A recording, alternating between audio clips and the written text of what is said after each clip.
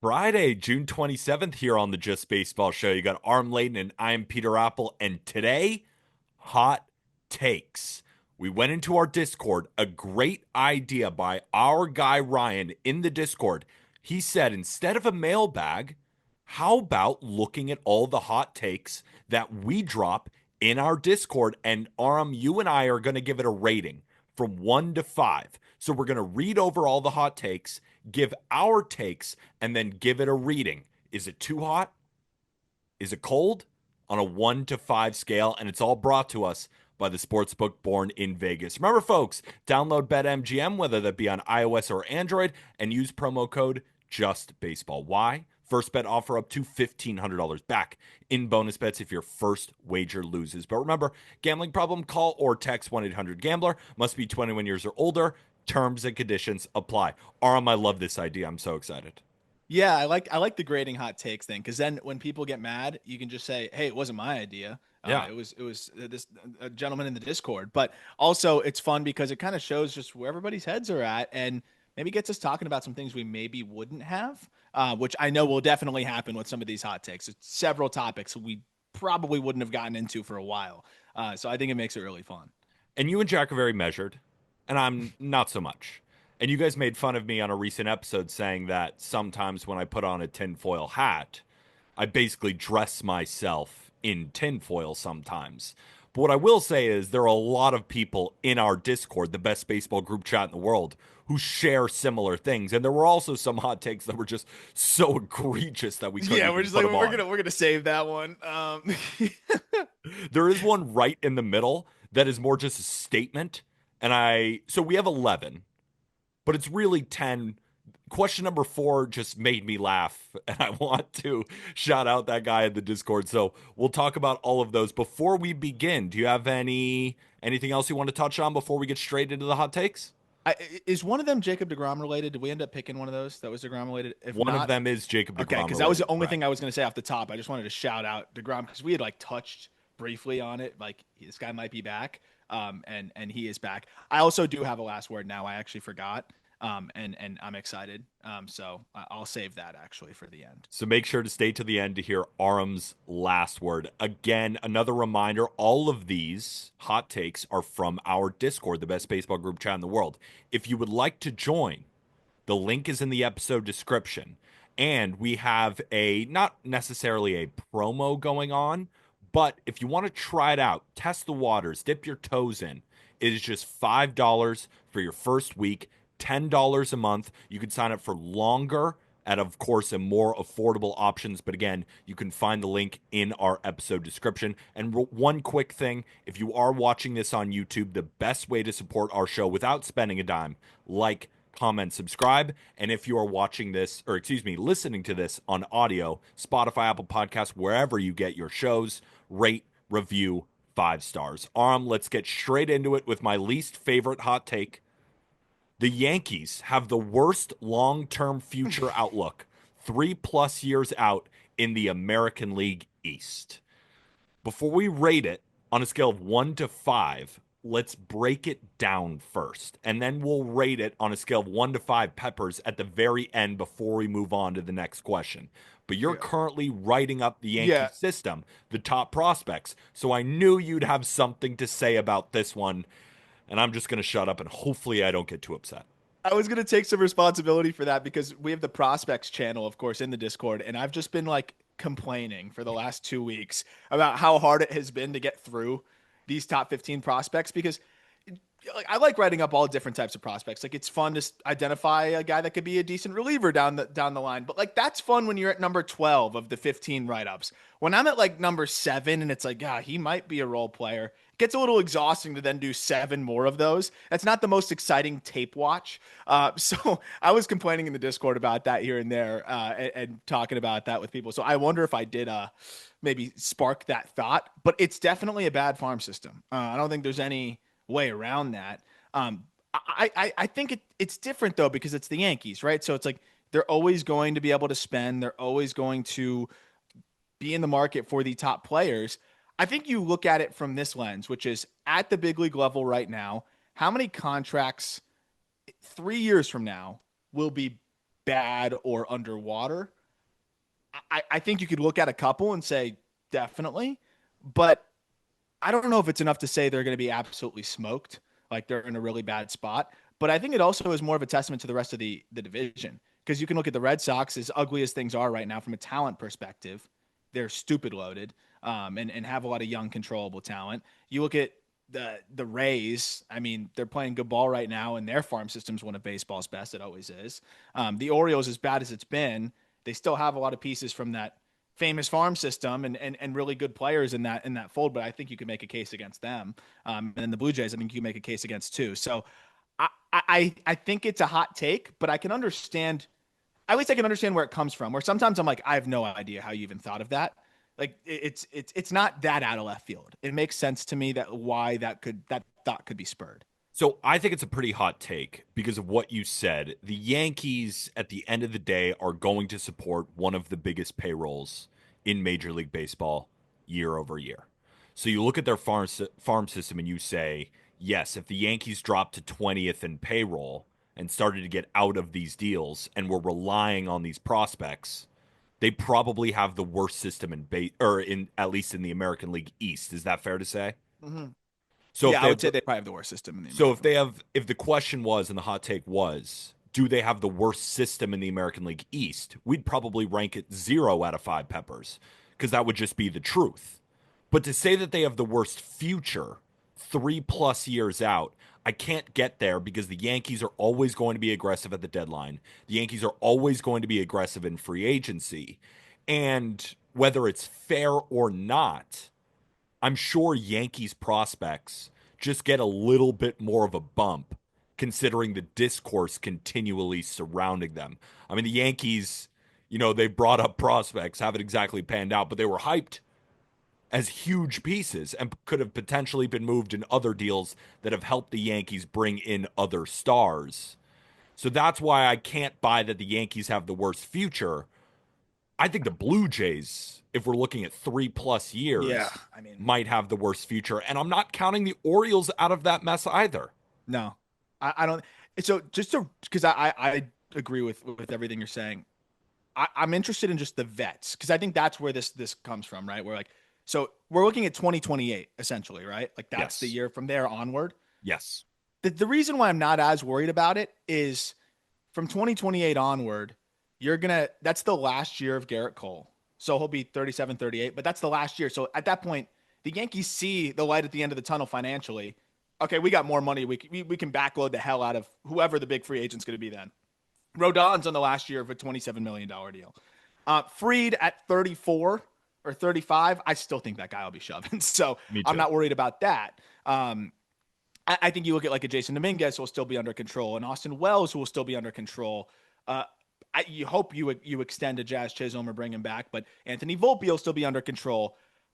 Aaron Judge, I don't know what it'll be at 30. It may not be the same at 37, but I doubt he'll be a net negative. Yeah, I still think he'll be a pretty good hitter. And then Giancarlo Stanton is finally off the books that year too. So, and Ben Rice with control. I think I get I get why they're saying that because you can see some contracts that may not age great. Yeah, you can see some maybe a little bit of a lack of control compared to some other teams of young players. But at the end of the day, I think enough is coming off the books or about to come off the books that they would be able to pony up and pay a lot of money. Whereas I look at the Orioles, you hope they spend more, but they have a lot of things that they need to satisfy as well. They still need to really figure out that pitching staff. Maybe they can do that via free agency, but I think that's still a better situation. The Blue Jays is an interesting one because other than Vladdy, who do you have locked up long term that you feel really good about? And you talk about the farm system there, it's not great either. They did a really good job in this last draft. I love Cal Steven. I love obviously Trey Savage. But when you look at their situation now, I'm excited about Addison Barger. That's great. But there's not a lot of pieces there that 3 years. I mean, the whole rotation will probably be gone in 3 years. You don't even know what this roster is going to look like in 3 years. And what are we giving the Red Sox credit for? They've been a Because 500. they're just loaded with talent. Are they going to spend a ton? They're 19th in payroll right now. I have no indication that John Henry and company is going to get right back into the top 5. So the more we talk about it, yes, the Yankees might have the worst farm system, I don't think it's crazy to say, like, is this a hot take that the Yankees have the best future 3+ years out of any team Oh, in you're this flipping division? it When we on keep its talking, head. I'm flipping it on. Now, the more that we talk about it, I'm kind of looking at the other teams and be like, Red Sox, what have you earned? Rays, of course you have talent all the time, but that hasn't changed over the last decade. And They're not going to what have spend. That's the yeah, deficiency. they don't spend. And then the Orioles, they don't spend, and they've already not ruined this window, but it certainly doesn't look good for this window. And the Blue Jays are totally up in the air. I'm flipping it on its head. I'm giving it a 5 out of 5 hot peppers because I think it's not true. And I think the Yankees have actually the best future. I've now turned it on its head. If it weren't for all of the uncertainty with this freaking front office and Craig Breslow and everything, I would say the Red Sox have that best future. Because if you just look on paper, like the amount of controllable pieces you have and players that are like still in pre-arb, um, and then you have a Crochet already extended. It looks like he's right in that conversation with best pitcher in baseball. And then the farm system still at this point is elite. Like that's where I could get behind it, but then at the same time, you just don't know what the hell's going on over there. So that part makes it a little bit of a headache as well. But I think from a talent perspective on paper, I think I'd take the Red Sox. Like if I was taking over a franchise and I got to run it, right? And financial implications even put into it as well. Like you can say your payroll will be pretty much exactly where it's at. I still think I'd lean towards the Red Sox situation just because it's so much capital in terms of player control that you can trade or extend or whatever. But I agree with you that the Yankees are closer to the top than they are the bottom in this conversation. So we agree. The Yankees have the best future by far out of the American League East, and it's 5 out of 5 peppers. That I I'm give it I actually give it a giving it I give it five a out of five. I give it a 4. 4. Okay. So it's a very, very hot take. All right, let's Yeah. move on to question number 2. This is an interesting one. Oh, by the way, the last one comes to us from Hoover37 in our Discord. And this one comes to us from DYM. The Marlins shouldn't trade Sandy at the deadline, even if he continues to trend in the right direction. I want to throw it over to you first because you then responded to this one, and it was the only one that you responded to as we collected them. We didn't want to really put our opinions in there, No, but you I did didn't want to. respond and basically said, "What do you mean by that?" And I don't think you got a response. So I didn't. get run me through your thought process when you saw this question. Uh, he also, it's just I can understand it a little bit because in the beginning of the year, when they're you look at the offense overachieving and maybe you get excited about some of the pieces, maybe being able to be everyday players like Connor Norby. You're hoping at that point could be an everyday player. Otto Lopez had a really big second half. Kyle Stowers was off to this crazy start, but you look at the roster right now, and I, if you're the only justification to not trading Sandy is if you think that next year, I'm not even saying the team has to make the playoffs, but the team can be semi-competitive. Like the team could push to 80 wins because at that point, you're trying to, at least the way I would look at it if I own the team, you're trying to convince fans that you give a shit and that you're heading in a direction towards winning. I I think they are organizationally, but I don't think it's going to happen in the window that is the 3 years, now 2.5 years of control of Sandy Alcantara. Like, who from this offense could you sharpie in for next year, Peter? Like, when you look at the roster resource right now and you get ready for next season, because I understand the argument that I'd imagine DYM would make is, well, think about what this rotation could be, right? You have Sandy, you have Yuri, you have you hope a healthy Ryan Weathers who is looking awesome. I'd imagine they move Edward Cabrera. You get hopefully a haul for him, but you've got a lot of other interesting pitching prospects. Braxton Garrett will be back and healthy. You have Robbie Snelling, who's really shoving. Thomas White looks like one of the best left-handed pitching prospects in baseball. But at the same time, how are they scoring runs? Yeah, that's the issue because you look at their roster and you say, okay, who's going to stick around and who's going to be a big time bat for this team, not just next year, but moving forward, one of their building blocks. Augustine Ramirez has to be at Yep. the top of that list. Yep. And then there's question marks. There's question marks everywhere. I Yep. like what Liam Hicks has done thus far. He's good. I think, no bias, Griffin Conine can help this team. Yeah. When he comes back from injury, he proved offensively, and even with the glove, with his cannon in left field or right field, wherever they want to put him, that's a real player. So that's someone I want to keep around. And maybe I am biased, but I do. Like the But numbers even reflect how well he was hitting until that injury. But again, they are questions. Like Liam Hicks, question. Griffin Conine, question. Kyle Stowers, I think, is even question. questionable, Yep. right? Because 2022, 2023 with the Orioles, I know it's just a cup of coffee, but it wasn't good at all.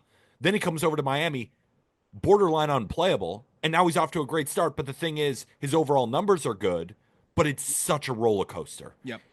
I mean, he's invisible for a week. He's an MVP candidate the next. It's impossible to tell. So outside of Augustine Ramirez, and when I look at the Marlins farm system too, you talked about all the great pitching. Where are the bats in this farm? That's the other thing. It's not like you can look at the situation in AAA or AA and say, well, these guys are coming up and helping us offensively soon. You can't really say that either right now. I think there's some pieces that you think could eventually be something, but it's not going to be happening anytime soon. So from that, I think they've done a pretty good job. Like having followed this team, obviously through rebuilds, there's been stints where I mean you're playing a bunch of guys that are just unwatchable and miserable. Like this team from top to bottom in the lineup, there's no clear gaping hole miserable bat, but there's also no clear cut above average regular. I think at this point either. So you have a bunch of 1 to 2 WAR guys on the higher end, and then like a Connor Norby who's like 90 WRC plus type of guy that I think is more of a platoon type of option. I feel like if Sandy's throwing well, you're going to get 3 playoff runs, whoever's acquiring him, and that's going to be a big part of it. And this is your opportunity to rectify the situation that we were just talking about. If I were Peter Bendix, I would say save your arms. All of your Sandy proposals, I want, if it's 3 players, I want 2 bats minimum. Yeah. And like, look at my system. We need bats. That's what we need to do. So I think that's probably their best way of being able to do it. I mean, Edwards throwing well, his control, that's going to be great for them. But on another side of it too, Sandy, he's making 19 million and then options for 20 plus. I'd hope that with that money coming off the books, they can maybe invest that into an offensive piece. I know people aren't jumping out of their chairs to sign with the Marlins, but that is a situation there where, okay, you have controllable starting pitchers. It's going to be cheap there. You're mostly taken care of. You can allocate some of those resources, which, I mean, they're also going to profit probably these last 2 years because they haven't spent anything and the revenue sharing will allow for that. I think they've been doing that hopefully to gear up to then, once they're closer to competing, be able to add some pieces to that offense. You could then reinvest that money, also get those pieces back and do it. I wouldn't be upset to see Sandy stay in Miami. I think the fans deserve that. But the other thing, and the last point I'll make is, you don't know what the trade market's going to look like next year. What I do know this year is that there's not a lot of sellers, or at least in the early going here with a month to go. It looks like it's a seller's market. And it always kind of is, but this year as much as ever. We felt like Bendix did a great job last deadline with maximizing the returns on, I think, lesser pieces for sure. If Sandy's throwing well, I think teams are going to be lining up, and you got to take advantage of probably your best piece and your best chance to jolt this thing.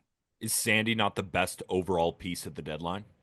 Because I'm thinking Assuming about, he continues to throw the way he is. yes, assuming he doesn't even improve, he just does what he's doing right now. And what he's doing right now is fantastic. Yeah. I mean, Because I think about the Diamondbacks and I think, who could they potentially part with? We're actually going to talk about the Diamondbacks in a little bit. I think he's the I'm best arm nervous. available. Yeah. I'm nervous about Gallen, clearly. Yeah. I mean, he's just really, really struggling. There's Merrill Kelly, who potentially the Diamondbacks could move, but again, like good pitcher, I'd rather have Sandy. Gino 3 years of Suarez. Sandy too. Yeah, 3 years of 2.5. Sandy. Like Gino Suarez, I think is a great bat. He would help a contender. I'd rather have Sandy. It's You look at the sellers, and I think this is the time for the Marlins. But the reason why I can understand why this take would be given is if you think, because of what you're saying with the controllable young starting pitching, that let's say in 2 years, right, the last year of Sandy's deal, they're able to sign a bat. Maybe Xavier Edwards, a guy who we haven't mentioned, continues to develop and he could be a shortstop. And then let's say you got four pieces, you add one more, you have an average offense, but you have a well above average pitching staff. That team can win. So in that scenario, I get it. But I don't think that scenario is worth not trading him and rolling the dice. That's No, the issue. it's because you maybe will be good in a year or two. I don't think it's worth it either. And it pains me to say, but you know, the return that they can get for Sandy, I think, can be that last little wind at their back to jolt this thing and get them where they need to go. And realistically, I was thinking about this the other night. Who is the building off the point? Who is the next star on this team? Like who in the organization period, right? Even like if they had George Lombard, I'd say that's their best shot at their next star, right? Even if it's a long shot, it's a guy that's in high A, double A, whatever it may be. Who's the guy that could reasonably become a star in this organization? Other than Yuri Perez, and again, that's on the pitching side. Hitting wise, I don't even know if there's a guy I could talk myself into and say that guy could be a star. Jack So McMullen? literally Jack. Yeah. Like that's it. So that's where I'm at on it too, is if you have an opportunity to acquire a high upside bat or just another guy that can plug in and potentially be an above average regular, you look top to bottom in this farm system. There's some decent bats. Some might say, oh well, Andrew Salas could be that start. Sure, like Maybe. possible, maybe, but that guy is so far off. It's not even really a conversation yet. I think you need to have some more of those high upside pieces added to the fold, and this is the way to do it. I'm with you. All right, let's get to or Oh, what before do you rate it? I rate it like a 4. I think it's 5. I just Yeah, think they shouldn't do it. Like yeah. I think it's too scalding of a take. Also, And Bendix, I think would have traded him last year if it was solely up to him. and I So think and I think the reason I'm moving to a 5 is I am very hesitant to say that Peter Bendix is going to make the big move in 2 years to sign a bat. Because that's the only way I can rationalize it. And I can't really and then you rationalize. have a 1 year window, Yeah. or you have to extend then Sandy as well. And So then what it's does like Sandy look like in 3 years? Still really good? Is he I still the hope, ace of the staff and leading you? I don't know. I hope, but You hope, yeah, but you don't know. nope, Excuse me. All right, you ready to move on to number 3? yep. Excuse me. Okay. Question number 3 comes to us from white underscore socks underscore Pat. PCA is pulling a 2023 Luis Robert and will be a league average hitter most of his career. Oh, This one is wild. But I get why. I do get why. I understand. PCA, there's some plate discipline concerns. We all see that blue bubble. He chases a lot. Now, he's a good bad ball hitter, and he's been able to pull fly balls in the air and really tap into power. And that was something that I severely underrated going into the year. I've said this before, I'll say it again. You and Jack were really on top of PCA, while I just didn't see it like you guys did. I thought he would be an average hitter, but the defense would be so outrageous that he would be a good player that I thought when the Cubs gave him that potential extension, I thought maybe he should sign it. Good thing I'm not his agent because he has taken flight this year, right? He's such a dynamic player, tons of power, tons of speed, and is an MVP candidate this year.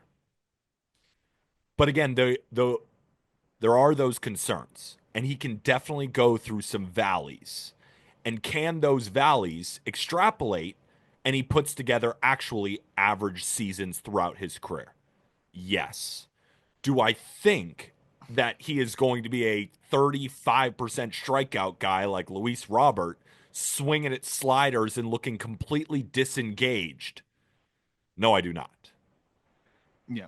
You So, you and you PCA mentioned is a far better defender oh yeah. too than Luis Robert. Luis Robert is a good defender, no doubt about it. But PCA is all world. Yep. So, just on that point, he is going to hold higher value. Mm-hmm. And it's like, why is Luis Robert so tantalizing? The power and speed. Is Mm-hmm. PCA not really right there? Yep. So, even a baseline is a little bit better than Luis Robert. So I'll throw it over to you. Where are you at here? You brought up one specific thing there that I think is important to highlight.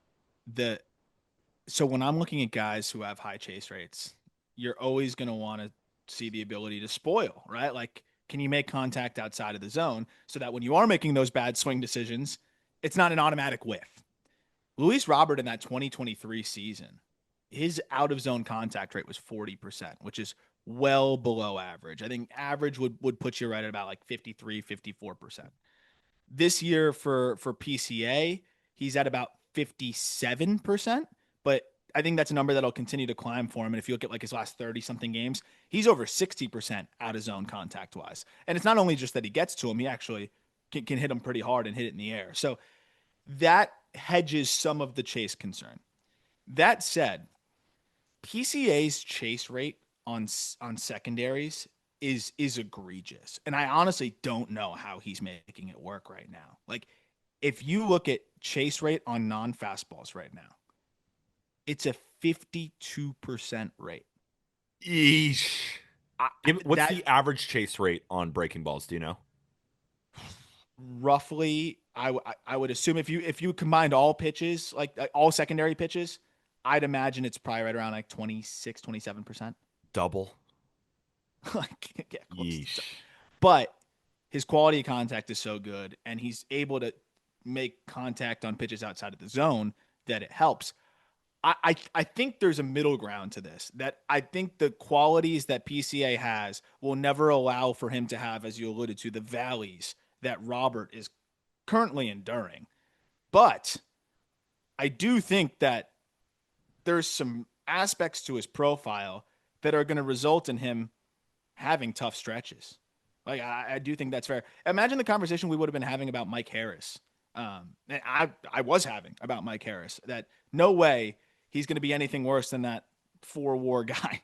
And right now, I mean, it's brutal. It's kind of a different situation, but if you look at Mike Harris's data as well, super high chase, he puts them on the ground too much, but he hits the living crap out of the ball and he makes way more contact than both of these guys. And he is also struggling. He had always those yellow flags to the profile, and right now they're mounting on him. I don't think it'll ever happen to that degree with PCA because, again, he's got this skill set that is just rare and he hits the ball in the air so consistently. But I do think he's going to be an incredibly volatile player. I don't think it's always going to be like MVPCA candidate and he's just going to consistently be the best center fielder in baseball or one of. I do think there's going to be some peaks and valleys, but there's no way he'll be, I think, what we're seeing from Luis Robert, which is a 584 OPS. And that would be hard to see. I'm going to put it at 3 out of 5 peppers. I still think it's a little bit outrageous. It's definitely a hot take. But I think he could put together seasons, not to quite the level of Michael Harris right now or Luis Robert right now, like you alluded to, but I think he could get close. Like, I think if things go wrong, there are worlds where he's like a 660 OPS and he still gets to like his 15 to 20 homers, but he just has bad years. Like, I think throughout his career, there will be times where Cubs fans are like, he is so frustrating to watch. Mm-hmm. Yeah. I But mean, I hope not, obviously, but I think he'll be able to put together these high end output seasons. Like even Luis Roberts' best season is not this. Michael Harris's best season is not this. no. So that's where I get to. It's like he's 23 years old. Can he improve on these things? Can he limit the chase more as he continues to develop? Like he's 23. So I'm going to give him that benefit of the doubt on top of it. But that's why I come in at like more of a 2.8. Yeah. No, Here's no, I would actually go higher, more of a 3.3. okay. Right? Because I think it's hotter and I disagree with it more. But I can see worlds where he really infuriates Cubs fans. I mean, there's 2 players in Major League Baseball with a swing rate over 60%. It's PCA and it's Ceddanne Rafaela. And they're very similar players. Obviously, PCA is a better version because of the quality of contact. But it puts you in a tough spot. And think about that. Here's some of the other guys. Their volatility personified. Gabriel Arias is the 3rd highest swing rate. Yainer Diaz is the 4th highest swing rate. Salvador Perez, Nick Castellanos, Mm, Julio Rodriguez, Michael Harris, mm. Hunter Goodman, Trevor Story, Kyle Stowers, Jackson Chorio, and then Andy Pajes. Those are all, for the most part, volatile players. When they're hot, That holy is a shit. wild list. It's That a is if you were to rank top 15 most volatile players, is that not all of the names? it's pretty much right there. And Luis Robert ain't too far away at number 20. So that's kind of what I see it as. But here's the thing: year over year, he's going to have three worst case scenario because of Yeah. that defense, and that's why he'll always be more. You'll never have that full fledged Luis Robert season, so that's why it pushes it to a 3 for me. Okay. But yeah, that's the coldest take so far, I think, or like yeah, I would say the coldest. That makes it sound like a bad take. I would just say that's the least spicy so far. Least spicy. I agree. All right, let's move on to question number 4. And as alluded to at the beginning of the episode, this isn't really a question. I just think it's hilarious. And there's a part of me that agrees. All right, this comes to us from Regal Lager or Regal Lager. And this guy is a Braves fan to the nth degree, but he hates the Braves more than any Braves fan I've ever met, but which makes him the biggest Braves fan I think of all time. I love that guy. I love that guy. So the question is, or the hot take is, no second or third baseman should ever win the platinum glove because all second and third basemen are failed shortstops. Same concept for corner outfield. Play shortstop, Andres Jimenez, you effing coward. I I'm gonna give it a 1 out of 5 peppers. I totally agree with him. I agree. They're all because think about it. When you're playing Little League, all of the second baseman and third baseman probably in Major League Baseball were former shortstops, and maybe they played it in college and then were forced to move. Yeah. Corner outfielders, it's likely because you couldn't play center. You don't have the wheels to do it. I It's think it's interesting actually a because good take. yeah, well, because if you're an elite defender at shortstop and then there's an elite defender at third base, even if it's Matt Chapman level elite, if we're talking about a guy that's not far off, maybe let's say 100th percentile third baseman versus a guy that is the 90th percentile of shortstops defensively that we've seen in this decade. I, I'd argue that that's better at shortstop, right? Yeah, Like it's a tougher position. So like I could understand that. The problem is in a ward where it's like, okay, it's only catcher, shortstop, and center field, essentially, is how we would do it. yeah, it would be catcher, shortstop, center field. Those are the it's up the middle. Yeah, I don't hate it because it the platinum glove going to another position would imply that all the positions are equally difficult. And like, why is they're a first? not. I'd imagine a first baseman's never won the platinum glove, right? So why? The same reason why I You guess this never know case with is the being old made. guard. Like they might have given it to Rizzo even like 15 years ago, just off I, vibes, I want to just see off this actually. scoops. And Just credit to Anthony Rizzo, great scooper. great scooper. I'm looking right now. Here's the platinum glove winner since 2011: Adrian Beltre, Manny Machado, Alex Gordon, and left. What is that? Heaven, like, come on, yeah, that's a I mean, joke. he was Corner, amazing. He was I amazing and left, I get it, but but it's in left. yeah, a corner outfielder should never get it. Wait a minute. This might just be a really good take. This might just be a good take. Kevin Kiermaier, Francisco Lindor, Byron Buxton, Matt Chapman, and this is just the American League. Matt Chapman, Alex Gordon again, Carlos Correa, Jose Trevino, Andres Jimenez, and Cal Raleigh. And then if you go on the other side, it was Nolan Arenado for 1, 2, 3, 4, 5, 6, 7 years. I get it. But then like Fernando Tatis and right, Bryce Terang at second. Like No. Terang was a shortstop. Yeah. like Why isn't he playing shortstop? and he's like a pretty good shortstop. But yeah, so because you're a pretty good shortstop, but somebody else was maybe a great shortstop and they move you to second where you're elite, how do you get rewarded further for that? I give it a 1. This is kind of just a fire take. I think it's a Oh fire. my I'm god, giving it a 0. dude, what the fuck? Anthony Rizzo did win the platinum glove in 2016. Are you I kidding knew me? that thought came from somewhere intelligent. You must have remembered that somewhere deep down at the brain stem. Who? Yeah. Good No, scoop, now I'm though. 100%. And that is bullshit. Anthony Rizzo can't win.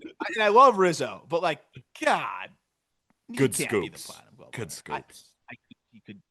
You should hear Michael Kay talk about Paul Goldschmidt and how many errors he saved from Chisholm over there at third and Volpe at short. I mean, he has. Like, I'm watching the same thing, but every single time Goldschmidt makes a scoop, it's like he should win the MVP.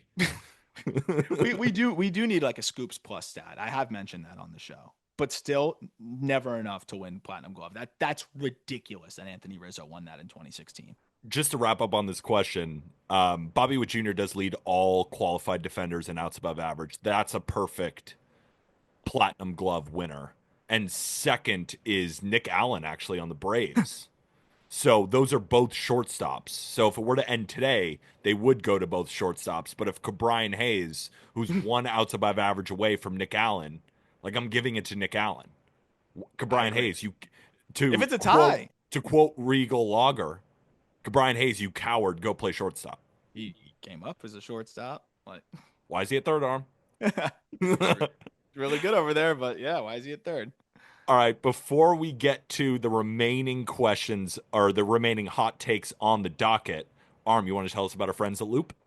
Yes, absolutely. I'll tell you about just cards in general right now. I've continued to pick up Kevin McGonigal cards as much as I can, and you can do that on Loupe, which is okay. So here's the funny thing: I've been trying to buy them, full disclosure, anywhere I can, but now the inventory is getting a little thin.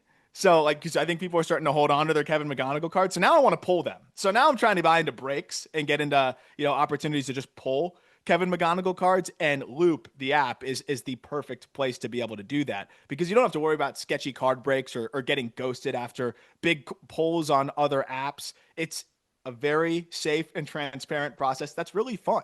I've been collecting cards, obviously, as you know, for a while now, and I've been using Loupe for a little bit, and it makes it so much easier for me to be able to pick up cards or buy into breaks because you don't have the shady breakers or questionable sellers. And all you have to do is just go onto the app, check out any of the various live streams that are going on from verified sellers that are licensed businesses that rely on their reputation. So you can actually trust that it's going to be a good transaction. And also they're a lot of fun. I go in there, I'm talking about it in the chat, with the breaker saying, hey, I'm going for my Luis Peñas and Kevin McGonigals. And, they'll ask me questions about why I want those cards or whatever, or talk about the cards they're chasing. And you have other people that are, buying into those breaks, and it makes it really fun. Loupe is a one-stop shop for collectors, whether you're joining a live break or buying personals, which you can also do on their marketplace, or snagging rare singles from that marketplace. That is fast and simple.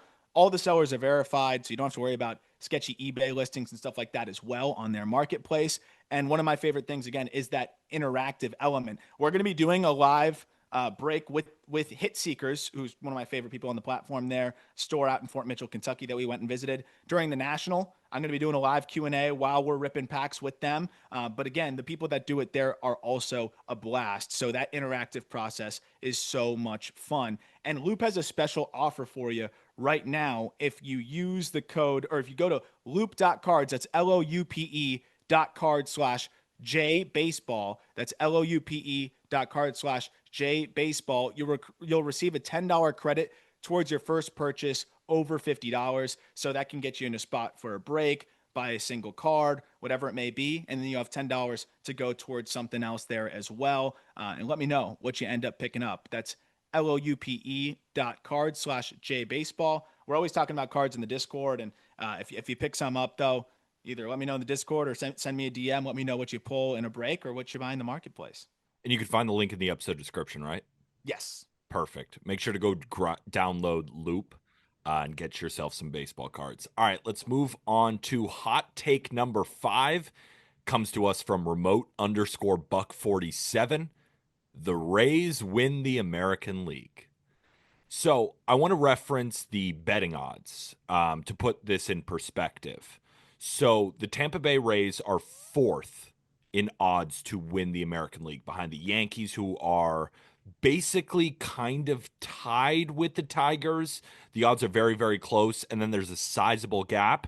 Then there's the Astros, and then another sizable gap. And then the Rays, the Mariners, the Blue Jays are all kind of in the same grouping with the Rays ahead. And then another gap, Rangers, Red Sox, Guardians, Twins, Royals, and then you get into the mega long shots. So based on the odds, if we were to do a pepper meter, they might rank this a 2, Mhm. 2.5.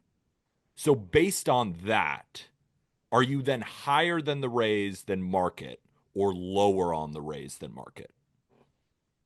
So the only teams ahead would be the Astros, the Yankees, the Tigers. Correct. I mean, that's that's it's crazy that they're already pushing up that quickly. I think I it mean, says a lot about. they they are 45 and 35. I mean, they're playing I think they're playing today as we record on Thursday. I mean, they're second in the American League East. They have one of the best records in the I American saw a League. video of Shane McClanahan throwing today. Yeah, I mean You their love to see offense that. has been awesome. Yanni Diaz is hitting like he should. Brandon Lau's been great. Junior Camaro's been heating up. Jonathan Aranda will likely be the all-star starter at first base if Rays fans show out in the fan vote. Jake Mangum has been solid. Josh Lowe has been solid. Jose Caballero, if I'm not mistaken, leads all of Major League Baseball in stolen bases, or at least he did the last time I checked those leaderboards. They just called up Chandler Simpson, and then you got Danny Jansen, a catcher. Like that's a pretty good lineup with And a they're getting Ha-Seong rotation, Kim back. getting Ha-Seong Kim back, and then you have a rotation with Pepio, Littell, Bradley, Rasmussen, Shane Baz, and then can Shane McClanahan come back? And then a good bullpen. Like this team is really, really good. The thing is, what the hell are they going to do with the deadline? That's the $1 million question. Also, in AAA right now, they've got Joe Boyle on a heater. Heater. His last 6 starts, he has a 1.67 ERA. He's striking out 40% of batters, and he's only walking 10%. Mm. So you got Joe Boyle ready to go too. He can throw. Ian Seymour is a solid upper minors arm as well. Um, they've got a lot of options, and that part of it. Johnny DeLuca has been out the whole season. He could be another decent. You're looking at like deficiencies. Left field is, or I would say just corner outfield in general has just kind of been somewhat of a deficiency for them. You either are going to have Chandler Simpson pick it up and just get more comfortable, or you're going to have Johnny DeLuca come back, or I think you can mix and match and find different things that work. But the bullpen's going to be elite. That pitching staff's going to be very, very good with more reinforcements potentially on the way. You have another bat joining your lineup and a good glove too, assuming he's 100% healthy. I think I don't think it's a very hot take, and I could see them buying. They always have a 40-man crunch, right? So like there could be a scenario where they're going and getting some players that maybe they're trading some prospects that were going to need to be added to the 40-man after the season. I honestly think this is a 2. Hmm. I think about it like this. Are the Rays going to trade off pieces regardless of if they are good? Like, is Brandon Lau going to go? Is Yanni Diaz going to go? Because you said it yourself, this is going to be a seller's market. And in a market, that's when the Rays typically pounce and get the best value. Like, they might see this as a hot stretch and they can still fill in some of these gaps and still remain competitive while getting a better farm system in doing so. That's why They might be too good. they They might be might too just be too good, good. but are Like they too good? I think that's the question. Because I don't know if they are too good. And I don't know if they would be okay trading some of these bats knowing they have prospects that can come up and help them while reloading the farm system at the same time and remaining competitive. I mean, that's what the Rays do. Yeah, like I'm trying to think back. I don't have it in front of me in terms of like how many prospects might be due to be added to the 40-man roster after this year. But I remember going back to like the Nelson Cruz situation where they trade Joe Ryan and Drew Strotman because they were both going to need to be added to the 40-man roster. Of course, that one ended up aging poorly. Rare L there on the Rays, not maybe fully knowing what they had arms wise, but they also were just kind of stuck. Their 40-man was so full, and that was the year they looked really good and they wanted to go for it. Um, I do wonder also with Stu Sternberg exploring a sale, if maybe he wants to make a little bit of a run into the playoffs here, get that revenue, and maybe that helps their case. I don't know. I I think if you are exploring a sale, you should just kind of keep it status quo and go. But that is the big thing is we don't know what the hell they're gonna do. They are so loaded though, farm system wise. They could just soft ad and make themselves a lot stronger in certain areas. So I think you look at the Astros, I don't know how aggressively they're going to be able to add. Then you look at the Yankees, they're going to find ways, but they can only add so much because they don't really have a ton of pieces to trade. So the Tigers are the only one where I could see like they could go get essentially whoever they want if they really wanted to part with some of their top dogs, but they don't even have to part with McGonigal or a Clark to get the top guy on the market, right? They could get Sandy without parting with either of those two guys. Um, that's the one where I'm just like the Tigers could just keep getting stronger. But I don't think there's necessarily something that the Rays could do that would put them on par with the Yankees. But it's the playoffs and anything can happen. So that's why I still think it's kind of like a two. I agree. I'm in line with the market, so I would also make it a 2. I think it's decently hot, but I also, just to wrap up on this main point, I think to myself, all right, come playoff time, who's your number 1? Because, when you shorten the series, I think starting pitching gets even more important. And the Rays are great 1 to 5, and Drew Rasmussen has been awesome, and maybe he'd be your number 1 starter in a playoff series right now. But the thing is, he's going to go 5. That's We the saw bullpen problem. chaos work. Bullpen cast did work, but if you're going against Scooble game 1, if you're going against Freed game 1, if you're going against Hunter Brown game 1, like, and they also have great bullpens. Like, I think they're definitely a tier below For those sure. 3 For teams, sure. with also the element of selling. So I think they should be 4th right now. I think that's fair. I think the Mm-hmm. market is disrespecting the Mariners a little bit. I think that their pitching is just going to keep getting better and better. And I do think they will add at the deadline.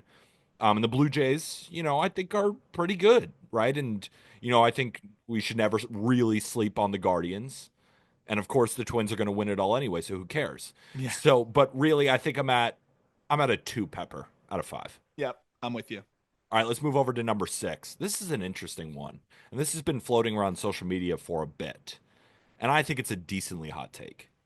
Jazz Chisholm Jr. is the best second baseman in baseball besides Ketel Marte. Now, to make it truly spicy, you should have said he's the best second baseman in baseball. That would get a 5. But of course, Ketel Marte is number 1. But there is a debate for number 2. And the problem is the second base position in baseball is crap.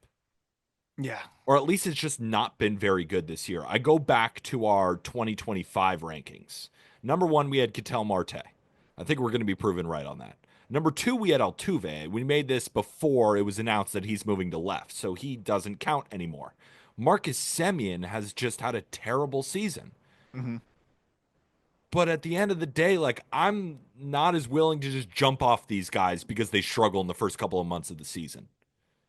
Like, Marcus Semien has been phenomenal for a really long time. I could hear definitely an argument for Jazz Chisholm being better. I could.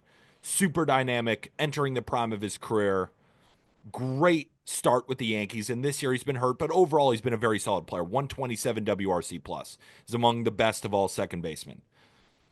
I don't know if I'm just jumping off the Marcus Semien bandwagon now. And then we had Nico Horner at number 4. And Horner's had a fine year, but nothing that makes me think, oh yeah, Nico Horner is definitely above Jazz. And then at number 5, Ozzy Albies, who has also had just a terrible, terrible Yeah. season, but is now he just gone? Like, is he off our radar completely? I can't get there. And then you have Jazz Chisholm at number 6. Yeah. But I think if we are looking at right now, I think it's Brendan Donovan over Jazz. And I love Mm. Jazz. I do. Jazz hits for a lot of power. He can steal bases. He is playing third base and he's playing second base. He's kind of split half of his games at third, half of his game at second, but we'll just call him a second baseman for this exercise. I would rather have Brandon Donovan. Brandon Donovan is hitting over 300. Now, they both have a very similar WRC plus. There's different ways to, Yeah. you know, get value from from on offense, but I don't know. I would take Brandon Donovan. I think he's more consistent, and I sleep He's with definitely my more head on the consistent. pillow sounder with him than with Jazz, even though Jazz has more upside. What about Glaber? Glaber too. Glaber's right in that conversation as He's well. walking more than he's punching. He's Yeah. got a 133 WRC plus. It's pretty wild, honestly. But my thing was, I was thinking about Donovan versus Jazz, and the ceiling obviously of a Jazz is higher. Like Jazz last year, I know he wasn't playing second base, but I honestly almost think that helps his case because you're comparing him to a player that also plays all over. Jazz had a 4-win season last year, and I don't think Yeah, Brendan Donovan's ever got there from an F4 perspective. So that part is tough. But then Donovan is just so consistently solid that you know exactly what you're getting. And I'm glad that you mentioned the Marcus Semien thing because last 35 games, he's hitting 303, 371, 484 with a like I don't 12 want or 13% strikeout rate. Like to. he looks like he's back. Yeah, I don't want to jump off that because I, of two really, really horrible months. yeah, I agree. I think like that's from May 17th onward. Yeah, It's not that late into the season, right? So I think Semien has like earned the number 2 spot still. I agree.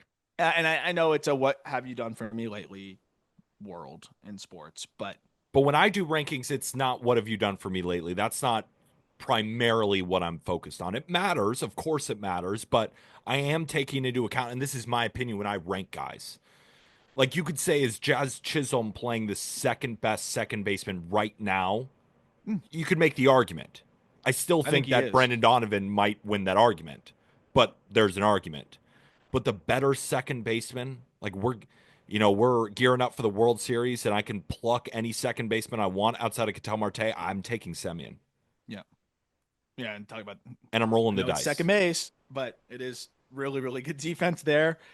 I still think Semien is grandfathered in at 2 until he has, just an atrocious season. And I agree with you. Like a month, excuse me, isn't gonna take that out for me. So I think it's a hot take, but I also don't think it's crazy hot because we're talking I about a agree. guy that stole 40 bags last year. That if he actually is consistently playing second base, which he is starting to now, I don't know if they're gonna end up putting him back at third or whatever.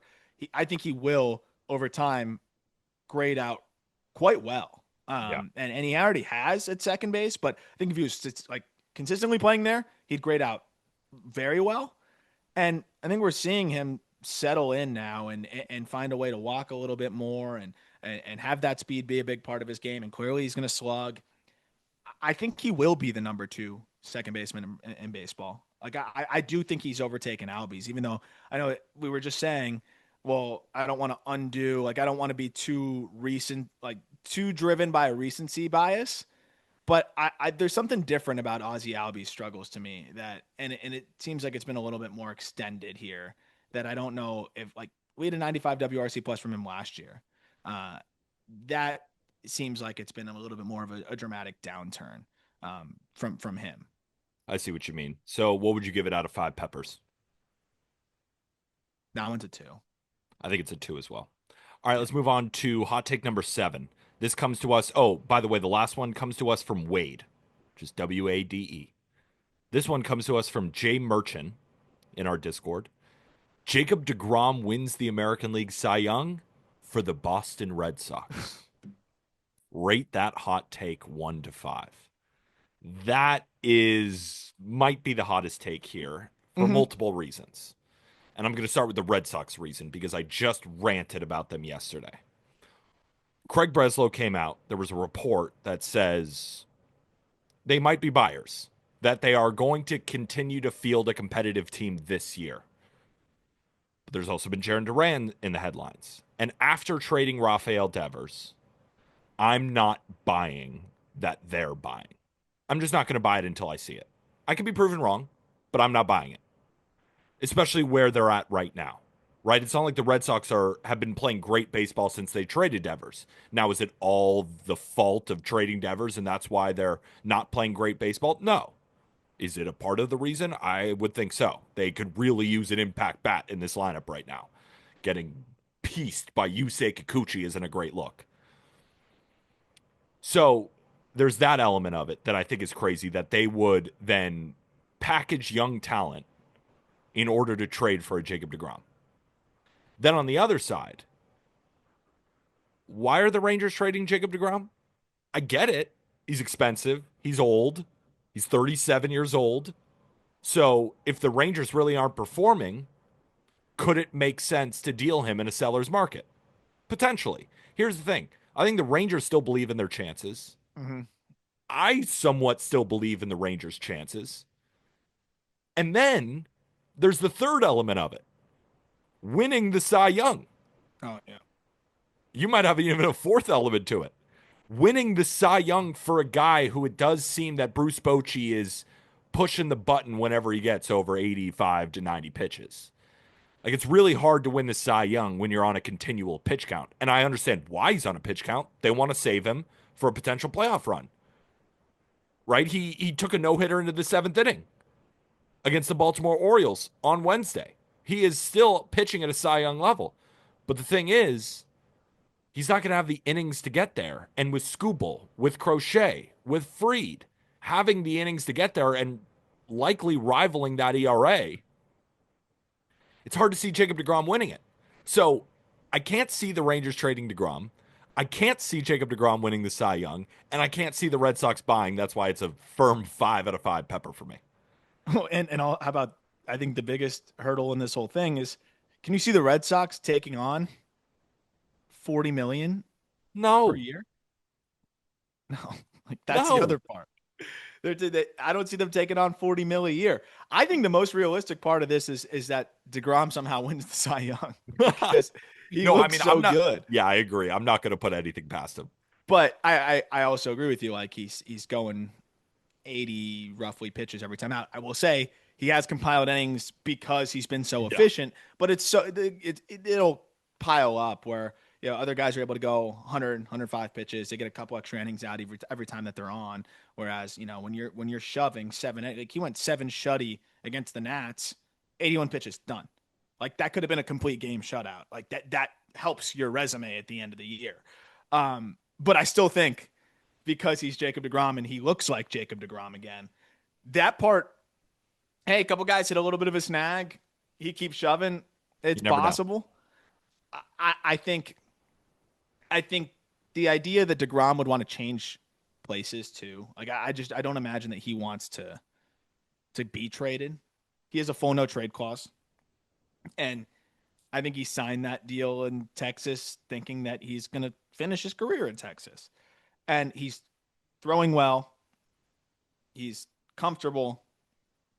And it's not like he's on some miserable team. They're underachieving this year, but you could go right back next year and say, hey, we can still win this thing. Like we could still get right back to where we need to be. So I think this is the hottest take yet because it's multifaceted. But I even think just saying he gets traded to the Red Sox would have been a 5 out of 5. Cy Young would have been like a 4 or 3.5. I think it'd be a 3. Yeah, 3. Especially off of legitimately a no-hitter. I think that he took actually to the start of the 8th through 7. Also, shout out Hunter Brown. I remember I mentioned Crochet, Skubal, and Fried. Hunter Brown is well within that conversation, as is Framber Valdez. Yep. Where's my... I got shit on in the beginning of the year for saying Framber is in the ace territory in the comments. But, yeah, I think this is the hottest. This is a 5. Next one. This feels hot when I say it, and then you take a second to think about it, and you're like, Question number 8 comes to us from Big Red Analytics.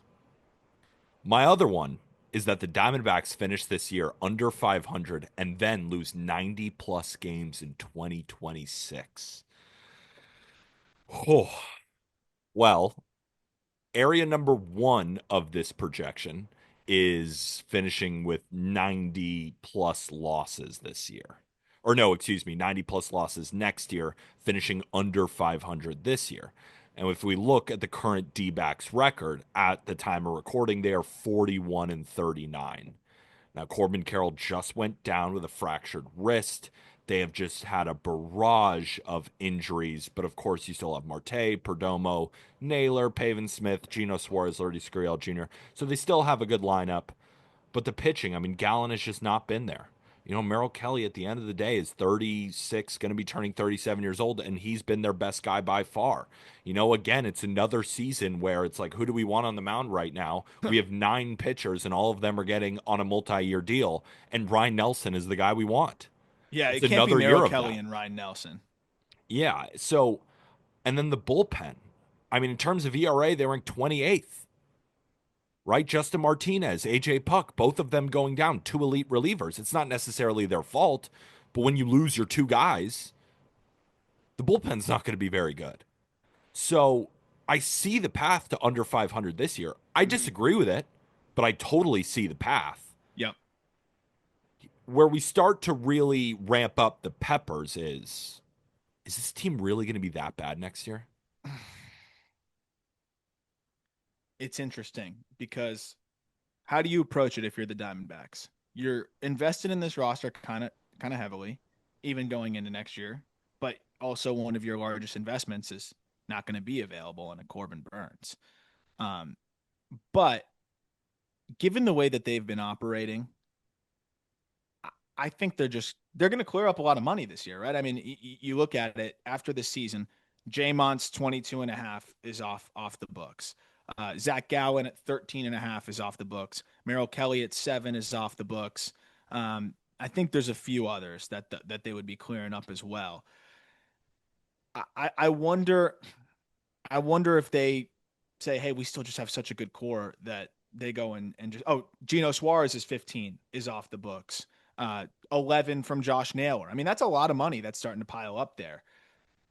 I wonder if they take that approach and say, well, we've got some money cleared up. We've already invested so much into this roster. Let's just reinvest some of that money and try to make this team decent. I just don't know how you could go with this roster, even with all the guys leaving via free agency, and say, hey, this is probably a bridge year. We'll go after it hard in 2027 because there's too much talent still on this team. I think to punt and not try to get this thing dressed back up again and go. Yeah. I could see them not having a great season, but 90 plus losses is a lot. I mean, to go 72 and 90 next year, Yeah, let's talk about who they would still have: Perdomo, Marte, Corbin Carroll. That's and you're going already to have three. Lawler, hopefully, who can finally Lawler, really help this Lawler, I team. think will help them by then. You have, you'll still have Gurriel. I mean, You that see Gabby Moreno? you still have Gabby Moreno. I did not say him. Paven Smith. Did I say Paven Smith? I don't think he did. I mean, that's seven solid position players. Yeah. That's enough there. And then again, you could mix in a wall or mix in some other guys. They'd have to figure out the pitching staff side of things, but I think you could spend your way there to figure that out. And as we said, you are clearing up some money there. I think it could be rough. Like it could be kind of like the Cubs type of situation where I know that it's not even that rough for them right now, but you look at the pitching staff and say, well, that may not be a World Series pitching staff, but even then, we're looking at the Cubs and they're 14 games over right now, and I think there's a world where that offense could still bang with the best of them. I think right now it's just the problem is their staff is just so far behind. Even I think what we were even a little bit concerned about it potentially being. So I don't see how they, with that core of bats, wouldn't be able to address the offense enough to fend off 90 losses. Yeah. So what's your power? I think this is a 4 just because I really can't see this team losing 90 next year. But the reason it's not a 5 is because like I really can't see them losing 90. The reason it is a 4 and not a 5 is I don't think it's outlandish to say that this team finishes under 500 this year. Yeah, I and don't think it happens, but I don't think it's outlandish. one, and then you can look at next year's staff and say, well, what the hell is that staff going to be? Yeah, Yeah. I'm just assuming that Burns is going to be back, and this team has shown that they will spend money. that's what I'm banking on, is that this Yeah. team will spend money. So I'm with you. I think it's a 3.5 is where I'm going on that one. 3.5. Hot take number 9. The Mets starting pitching is massively overperforming and will hit a wall in the second half. So I get where this question is coming from. When you look at their current 5, you see a lot of guys who you're not really sure on. David Peterson, I think at this point I am sure on, Yeah, as in he's not going to regret. Like, will he pitch to a 2.98 ERA for the rest of the year? Maybe not, but I think he's going to be in the mid threes. Like, I think he's just a really solid pitcher at this he's a really point, good pitcher. and I have no concerns about him. Paul Blackburn already has a 6.62. I don't think he's going to be making that many more starts. Frankie Montas had one of the worst rehabs I've ever seen. And even in the betting side of the Discord, Peter, should we fade him? And I was like, I can't. I can't do it. because here's what I know. He's somehow going to come out of this rehab and throw 5 innings shutty. I said that in Discord. What does he do in his first outing, Arm? He shoves. Shoves 5 innings shutty. And I said that not as like, oh, I predict it, like I'm going to bet on this. I was just like, it's bound to happen because Dave Stearns is a genius. Like, he's a genius. So what will happen to Frankie Montas? I don't know. Clay Holmes is where I can start to see it just because of fatigue for a guy who's never thrown this many innings. Yeah, that I right? can The see. walks have already started to show. He's still effective, and I still think he is a good pitcher. But I think that's the guy you're IDing where you're like, all right, it could start to fall back down to earth. Still good, but not what he's shown to start the year, right? With a 2.97 ERA. Griffin Canning, like, I think this version of Griffin Canning's like a 4.3, maybe even a 4.2. Like, he's a 3.91 right now. So, yeah, I think he'll regress a little bit, but not much. And the reason I think that this take gets increasingly hotter is when you know who's coming back. Like Kodai Senga has a strained hamstring. He's been awesome. And when he comes back healthy, I expect him to be awesome. McGill is another situation. He's got an elbow issue. I don't know if he's going to pitch for the Mets this year. They might not need him. So I'm not really putting him in that bucket. And of course, he's already started to regress. And then you have Mania, who I think will eventually come back, but he just got shut down due to elbow discomfort. So I'm not really sure what his timetable is, but I assume when he comes back healthy, he's going to be pretty good. I So, mean, dude, it sucks because he actually shoved in that rehab outing. He went 5 1/3, 1 run, 2 hits, no walks, 7 Ks in AAA. So that he really got an stinks. injection. Hopefully he comes back. But Yeah, that was going to be my one where I'd be like, you're getting Mania back. Like, that's yeah, going to they're getting offset some reinforcement. of the Yes. perceived regression. But now you don't necessarily know that. So I think the way I'm looking at it is the Mets rotation is going to regress this much. I'm not sold on that. Am I sold that Clay Holmes is maybe a guy to ID that could regress? I do think so. Is Griffin Canning a guy who will likely slide back a little further? Sure. Do I think he's going to be unusable? Absolutely not. And then other guys who I think will end up being unusable is Paul Blackburn, who already is. Tyler Miguel, who might already be. And Montes, like, what? What do I know? They paid him too. They So paid him. clearly Like, saw they like something. him. And if Dave Stearns like him, I like him at this point. Like, I don't even care. I'm just following. I'm literally just a puppy dog following him around. If you like Frankie Montas, I like Frankie Montas. So it's like, I don't even. No, I think it's kind of a hot take. I do too, just because I also think this is a team that if it is regressing in the next month, they're going to help it. Yeah. And I don't know if this is including the bullpen too, but Edwin Diaz, it looks like he's all the way back. It does say the Mets starting pitching is massively overperforming and will hit a wall. Okay. Like, I don't see them hitting that wall. Not a wall. I think you could make the case that they're overperforming a little bit, but the fact that they just added Montes in, even if you don't think Montes is going to be great, if Montes is a low 4s, that's still just a solid arm that is. You have to avoid the Paul Blackburns. And I know we're just ragging on him, but like what will weigh a staff down is that every 5th day you have a 6 ERA guy going. And the fact that they added Montes into the fold now too, I have a lot of confidence he's not going to be a 6 ERA guy. And then in the meantime, he holds it down, and then you wait and see who else comes back. You hope that Mania is able to, but like you said, Sango will definitely be back this year. So I don't think they regress like too significantly. And then don't forget, I mean, they've got some guys in the upper minors that can plug and play too. That if they were really hitting a wall, Nolan McLean is one of the best pitching prospects in the upper minors, and that's a guy that could come up and help them as well. So what about Jonah Tong? Jonah Tong, who knows, man? Like that. Yeah.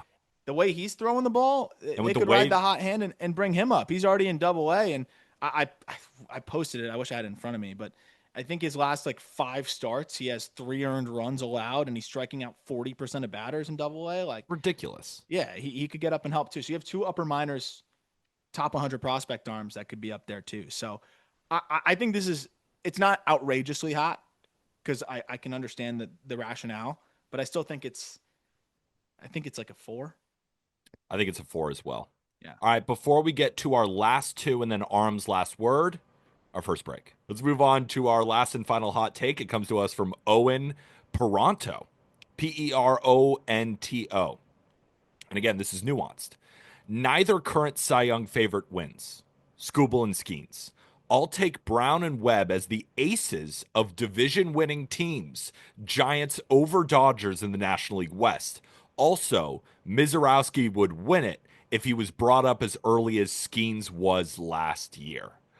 All right, let's answer it one by one. Neither current Cy Young favorite wins it, Skubal or Skeens. In the American League, I think he's spitting. Because right now, if you look at baseball reference WAR, you look at ERA, you look at innings, and you look at strikeouts, Tarek Skubal doesn't lead in any of those. Any of them. Garrett Crochet does. So right now, I think Garrett Crochet should be the favorite. He's not on BetMGM for anybody listening. Interesting. Max Fried is also up there. Hunter Brown is also up there. So I think in the American League, Skubal's got company. I could totally see that. I think that's like a 1, maybe even a 0. It's like a 2 just because Skubal is so freaking amazing. And he could dial it up at any second and just go on a run where it's like, oh, look at that other tweet where he had 90 strikeouts and 1 walk in like 7 games. And you're like, oh shit, maybe he is the Cy Young. And he will do that again. So I'm not counting Skubal out, but he has more company than I think Skeens does in the National League. I think Skeens should be the favorite, and I think Skeens will end up winning the National League Cy Young. So that I think gets a little bit hotter, even though there are plenty of great pitchers, including Logan Webb himself. But I just don't know if Logan Webb is going to be able to dominate the rest of the year to reach Skeens if he's got an ERA in the low 2s, even in the 1s. So that's where I'm at on that. Where are you at on that before we move on to the next part of the take? So essentially, it's just like the field over Skeens. Yeah. I mean, a little recency bias because he had like his first human outing in like forever. But it wasn't even his fault. He got BABIP to death. Yeah, he did get BABIP'd. I mean, I think that's a hot take. I would feel pretty comfortable rolling with Skeens the rest of the way. I see what these other guys are doing, no doubt about it, but I don't know. I think that's a pretty hot take. Giants over Dodgers is also a pretty hot take. But I get it. I don't think it's crazy because what I love about Buster Posey is that he will make the move that some analytical GMs disagree with, and I think it'll end up helping their team. He said, I'll take Brown and Webb as aces of division-winning teams. Yeah, so he's saying the Giants win the division and the Astros win the division, which I don't think is a hot take at all, obviously. Yeah. I don't know if I care about that in the Cy Young. Yeah, I don't either. But I think he's more pushing Giants over Dodgers. That's the reason why which I think is scorching hot. I mean, the Giants, Giants I get really they're playing good. well. I get it. They're really good. You're not a Giants guy. I'm a Giants guy.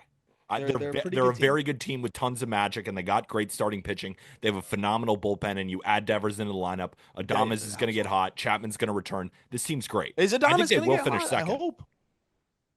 I think. I mean, hotter. Is hotter fair? He won't be worse. Yes. And they're going to add. I do think that you're going to see an aggressive Buster Posey. Agreed. So, yeah, it's not the craziest. I think the third part of it is the most like shiny new toy. I agree because Mizorowski won't have the innings. Yeah, Mizorowski would win it if he was brought up as early as Skeens was last year. He would get to like 120. I mean, Skeens didn't win. Mizorowski's going to have a couple 5 walk outings. I'm telling you, it's going to get ugly. I know he's been locked in. There's going to be a little point where he just kind of gets out of sorts a bit. Yes. Yeah, I think this is like a parlay of hot takes. I agree. I think the AL side is not that hot because you got several guys shoving. NL kind of hot, and then the next two piping hot. Mizorowski, I just don't think would be able to pile up the innings. I think he could have started the season in the bigs. I just don't think he would have been consistent enough to be able to be in that conversation. I'm going to give it 4 out of 5 peppers because there's one area of it that I think is a 1 or a 2, and that is Scooble in the American League. And I think everything else is a 5, which probably averages around to like 4.2. So I'm going to round down and give it 4 out of 5 peppers. Yep. That's where Yeah, you're at, too. I like that. I like that. All right, so that'll do it for our Hot Takes Discord episode. Again, another reminder for everybody. If you enjoyed, rate and review on Spotify, Apple Podcasts, subscribe, like, comment on YouTube, and join the best baseball group chat in the world to be featured in these episodes. Of course, with our mailbags, and we're going to be answering much more questions in the Discord throughout the season. Trade deadline's coming up, All-Star break, all of that great stuff. But before we end, Aram's last word. The Rockies, they're not going anywhere, baby. They're going to continue this run of dominance because it's official.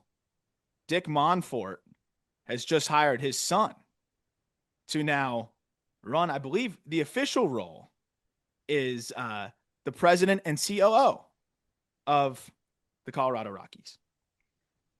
I don't think there's a funnier ownership, family, group, person, whoever, than the Monforts and the Rockies. I was wondering if the Rockies would look at what's happening this season and say, wait a second. Maybe what we're doing is not working. Nope. Nope. Nope. His son, Walker Monfort, will be the executive vice president of the Rockies and assume full control of Greg Fiesel's responsibilities. I am praying that there is some Monfort grandson who sucks at baseball and they still draft him in like the 20th round or something. And he just goes up there, and I think like something similar to Maglio Ordonez's son. He got drafted by the Tigers, played for like a year or so, and I think he hit like 070. But at least that was like, hey, we love Maglio. We're going to give his son a shot. I want to see the first like Nepo draft kid. And I don't know if there's a kid in the Monfort family that plays baseball. I don't know if anybody at the top of the Monfort. I don't know if Dick Monfort played baseball, judging by the way he runs the organization. I would assume he didn't. But I just, I don't know why it made me laugh so hard that in this year where they might be the worst team to ever grace a baseball field in the modern era, we're doubling down on the Monforts. Let's just pack as many Monforts as we possibly can into this front office, and let's just see what happens. Don't change a thing. Keep it within the family and keep going. Somebody replied to my tweet and said, Monfort's family words.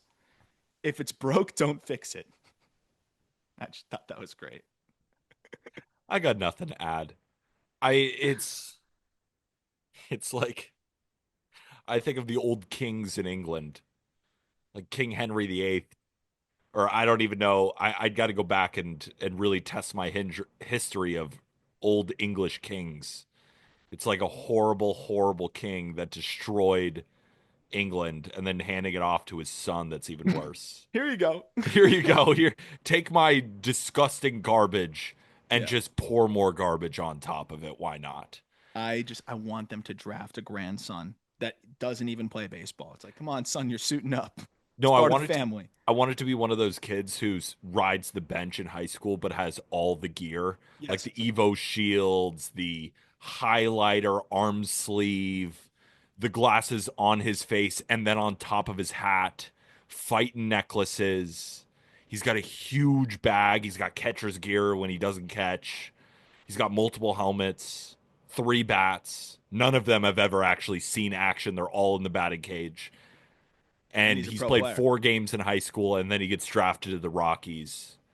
Posts something on Instagram. All of his friends are like, what in the world is happening? And then he actually like plays some games at second base, like the major league team.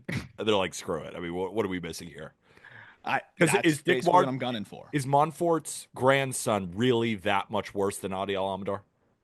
That was so was mean. good. I don't know what mean happened. that. They ruin everything. They ruin everything. You know what? They should make another Monfort the hitting coach too. Yeah, why not? Just screw it. Just if you're gonna go into the bit, go full fledged. Go all in. All right, folks, that'll do it again for this episode of the Just Baseball Show. Hopefully everybody enjoyed. For Aram Layton, I'm Peter Apple. We will see you next week. And with that, thank you, everybody.